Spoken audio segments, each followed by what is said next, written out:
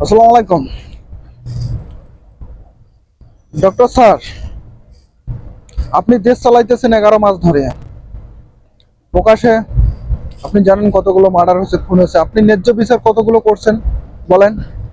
আপনি যদি ন্যায্য বিচার যদি করতেন তাহলে এত কিছু হতো না। এই যে আন্দোলনের ডাক দিয়েছে ছাত্ররা, এত কিছু ও এভাবে মারছে। সোজা আইন, যাকে যেভাবে মারছে তাকে সেভাবে সাজাগুলো দিতে হবে।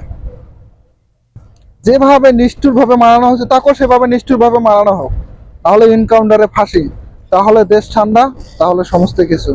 আপনারা পুলিশ দিয়ে ধরলেন, খুঁজলেন, আইন নিলেন, প্রক্রিয়া নিলেন, এত কিছু নিলেন। সো তাহলে বাংলাদেশের মানুষের মুখে ভয় চাপতো। তাহলে আপনি কি কাজ করতেছেন? আপনি কাজ করতেছেন, নিলেন, কোর্টে নিলেন, মামলা হবে, রায় হবে কবে? ডাইরেক্ট এনকাউন্টারে খালাস। তাহলে দেশ ঠান্ডা, তাহলে পরিস্থিতিও ঠান্ডা। আর এরকম কাজ করতে অনেকে ভয় পাইতো। ডক্টর স্যার, আপনাকে ধন্যবাদ, আপনি ভালোভাবে দেশ চালাইতেছেন।